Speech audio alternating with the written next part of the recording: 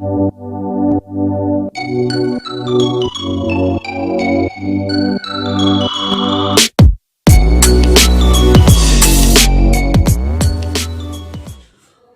करते हैं question number 9 की। क्वेश्चन नंबर 9 कह रहा है let f N to N, एक फंक्शन डिफाइन किया गया है नेचुरल नंबर से। नेचुरल नंबर में बी डिफाइंड बाय, इस फंक्शन को इस टाइप से डिफाइन किया गया है कि फंक्शन की दो वैल्यूज हैं अलग अलग कंडीशन में। तो f n is equal to n plus one by two if n is odd and f n is equal to n by two if n is even. तो यहाँ फंक्शन की वैल्यू या तो फिर n plus one by two होगी या फिर n by two होगी। n plus one by two कब होगी? जब n क्या हो? ओड हो। और यहाँ n बाई टू कब होगी? जब n इवन हो। अब देखिए आगे लिखा हुआ है कि for all n belongs to n, या स्मॉल n भी कहाँ बिलोंग कर रहा है? नेचुरल नंबर में। तो जाहिर सी बात है नेचुरल नंबर में करेगा। ये n का मतलब क्या है? डोमेन, और डोमेन क्या है? Natural number. तो यहाँ आगे ये कह रहा है कि state whether the function F is bijective. तो हमें यहाँ चेक करना है कि ये फंक्शन बाइजेक्टिव है या नहीं है। जस्टिफाई योर आंसर, हमें अपना आंसर जस्टिफाई करना है यहाँ पे। तो सबसे पहले चेक करते हैं 1 1 के लिए कि ये फंक्शन 1 1 है या नहीं। सबसे पहली चीज तो ये है कि यहाँ पे फंक्शन जो है इसकी डेफिनेशन चेंज हो रही है। कहां पर? ओड के लिए और इवन के लिए। ओड के लिए अलग डिफाइन कर रखा है फंक्शन को, इवन के लिए अलग डिफाइन कर रखा है। तो ऐसी कंडीशन में क्या करना होता है? हमें अलग अलग कंडीशन में चेक करना पड़ता है। तो सबसे पहले मैं चेक कर रहा हूं, let x1 and x2 be two even numbers. Even numbers हमने क्या किया कि दो नंबर लिए x1 एंड x2, और ये दोनों ही नंबर किस टाइप के हैं? Even numbers. यहाँ पे हम केस की बात कर रहे हैं। पहला केस ये है। दूसरा केस होगा हमारा कि let x1 and x2 be two odd numbers. आपकी मर्जी है, पहला केस आप ओड नंबर ले लीजिए, दूसरा केस आप इवन नंबर ले लीजिए। मैंने पहले इवन नंबर का लिया है, बाद में ओड नंबर का लूंगा।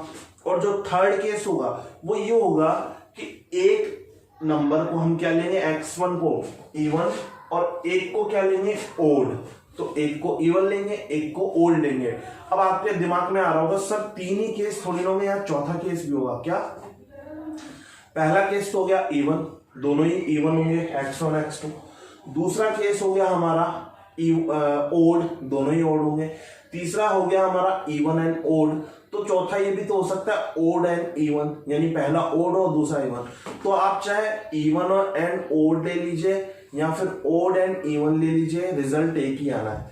तो यहाँ तीन केस बनेंगे। पहला केस है हमारा कि x1 x2 अगर दोनों ही इवन नंबर्स हो, देन लेट मैंने मान लिया कि x1 एंड x2 दो अलग अलग नंबर्स हैं और दोनों ही क्या है? इवन नंबर्स हैं। और ये इवन नंबर्स इस टाइप के हैं कि इनकी इमेज क्या है? सेम है। तो मैंने क्या किया कि इनकी इमेज क्या कर दी? सेम कर दी। अब फंक्शन 1 1 तभी होगा जब ये दोनों नंबर्स अलग अलग ना हो करके एक ही नंबर हो। समझ लो ना आप, यानी कि अगर इमेज सेम ली है तो नंबर्स भी क्या होने चाहिए? सेम। क्यों? क्योंकि 1 1 के लिए हमें प्रूव करना होता है कि हर एक एलिमेंट की इमेज अलग अलग है। तो अगर यार दो एलिमेंट्स की इमेज यानी फंक्शन की जो वैल्यू है वो अगर सेम आ गई तो 1 1 तो होगा ही नहीं। तो चलिए बात करते हैं। अब यहाँ x1 और x2 दोनों ही क्या है? इवन है। तो इवन वाली कंडीशन क्या कहती है? n/2। तो हम क्या करेंगे? x1/2 बराबर x2/2। ठीक है। तो यहां से हमें क्या मिला कि x1 is equal to x2, यानी कि ये दोनों नंबर भी क्या है? ये दो इवन नंबर भी क्या है? सेम ही नंबर है, इनकी इमेज सेम है। तो अगर इमेज हमने सेम ली तो नंबर भी दोनों क्या है? सेम ही है। तो फंक्शन क्या है? इवन है। अगेन फर्स्ट नंबर ये हो गया case. Second case, let x1 and x2 be any two odd numbers, NUMBERS numbers. एक और चीज है यहाँ पे लिखने वाली, पहले यहाँ पे ब्रैकेट में लिख लेते हैं x1 x2 belongs to n। ये चीज लिखना बहुत जरूरी है कि भैया x1 x2 n में बिलोंग करनी चाहिए। x1 and x2 be any two odd numbers such that x1 and x2 belongs to n। ठीक है, तो क्या होगा देखिए, लेट, अब हम वापस भाई एक चीज तो हमने ये सपोज की, लेट का मतलब ये लेट वर्ड क्यों यूज में आता है, मानते हैं ना, हमने मान लिया कि x1 x2 दोनों ही ऑड है, तो फिर हम वापस से एक और चीज क्या मान रहे हैं, हम एक और चीज क्या एज्यूम कर रहे हैं कि इनकी इमेज भी क्या है, सेम है। अब इनकी इमेज सेम है, चलिए देखते हैं तो क्या नंबर भी सेम ही है क्या, जो हमने x1 x2 लिया है।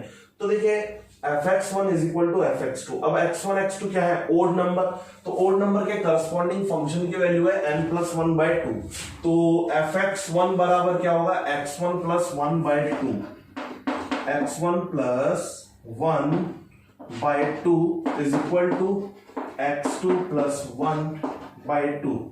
implies that, आप चेक कर लीजिए, x1/2 + 1/2, x2/2 + 1/2, 1/2 से 1/2 cancel, x1/2 is equal to x2/2 बचेगा, तो x1 is equal to x2 आ जाएगा, कोई दिक्कत नहीं है।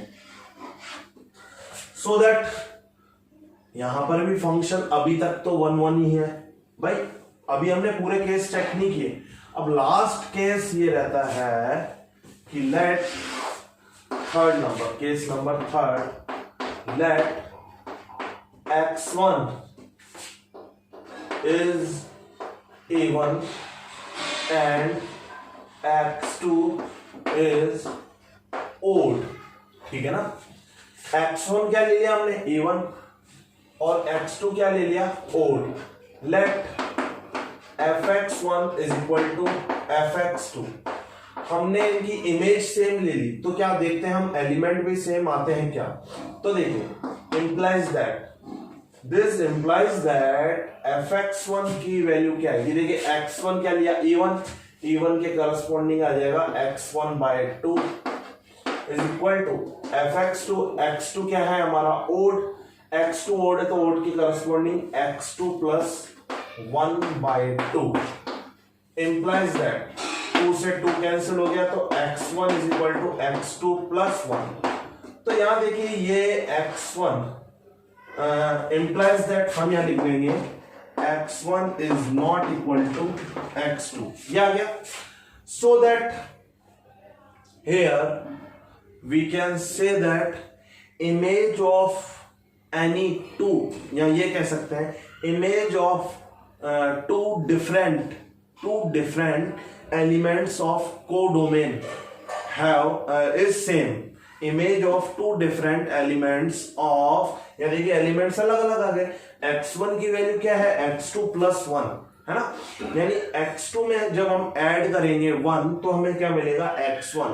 तो यहाँ x1 और x2 दोनों इक्वल नहीं है, so that we can say that here image of any two different elements is same, so that function is not 1 1। तो यहाँ फंक्शन 1 1 नहीं है, तो बात यहीं पे खत्म हो गई। अब हमें ऑन टू वैसे तो हालांकि चेक करने की कोई जरूरत ही नहीं है, यहाँ पे ये क्वेश्चन पूछ रहा था कि state whether the function f is bijective. तो देखो बाइजेक्टिव तभी होगा जब फंक्शन 1 1 भी होगा और ऑन टू भी होगा, तो यहाँ पे ये फंक्शन 1 1 ही नहीं है।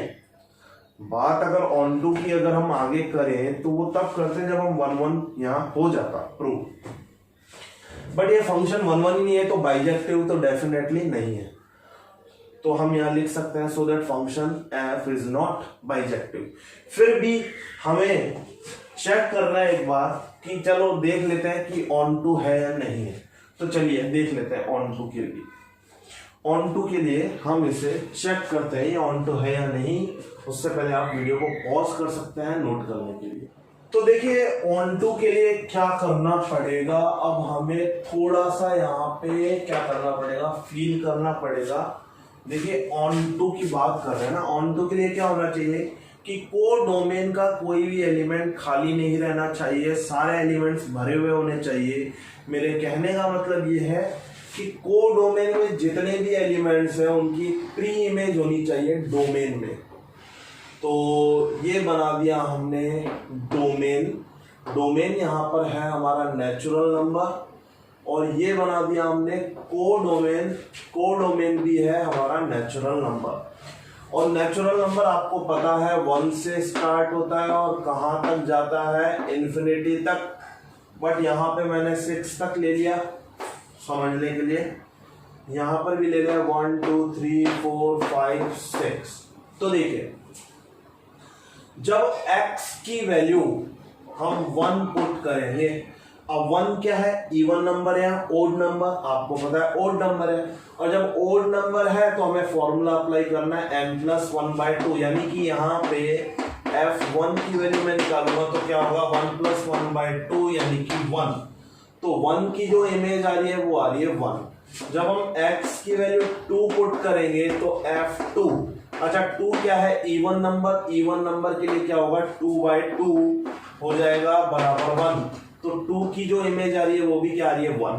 तो ये देखिए फंक्शन 1 1 इसलिए नहीं था क्योंकि यहाँ पे आपको दिखाई दे रहा है दो ही एलिमेंट की, जहाँ पे 2 एलिमेंट की इमेज क्या आ रही है, सेम इमेज आ रही है, तो जाहिर सी बात है 1 1 तो होगा ही नहीं है।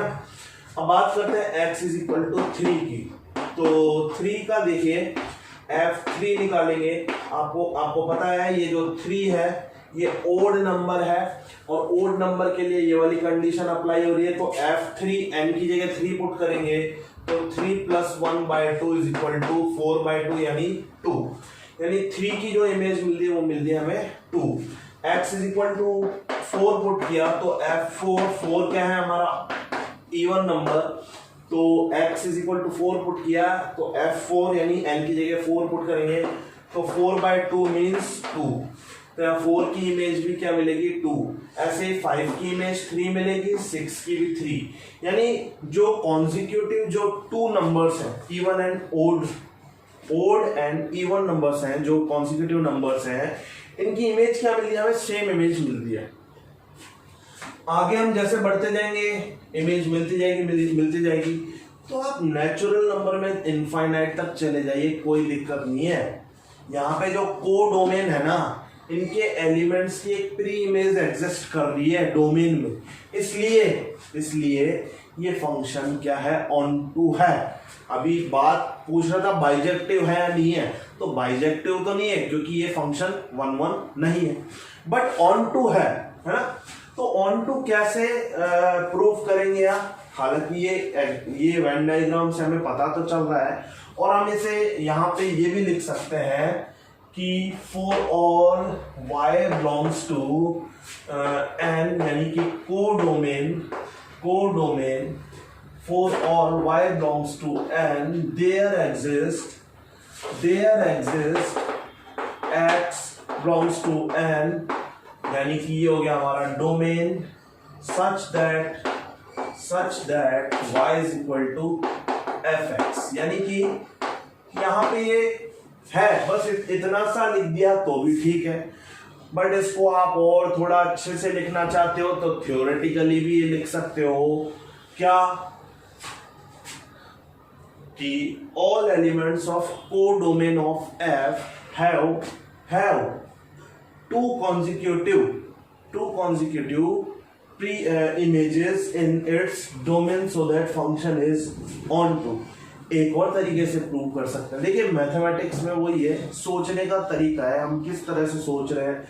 मैंने ऐसा भी सोचा कि ऐसा भी लिख सकता हूँ, अभी थ्योरेटिकली भी बोला तो वैसा भी लिख सकते हैं। अभी एक और तरीका है इसको समझने का, वो क्या है, देखिए कि भाई इसको ये भी लिख सकते हैं, लेट कि भाई 2n-1 क्या है, बी ओड नंबर है ना, ओड नंबर, और ये किस में बिलोंग कर रहा है, नेचुरल नंबर में। और मैंने क्या ले लिया, 2n belongs to n, be even number, and ये जो ओड नंबर और ये जो इवन नंबर है ना, ओड नंबर और ये जो इवन नंबर है, इनकी जो इमेज है वो मिल रही है क्या, सेम, है ना।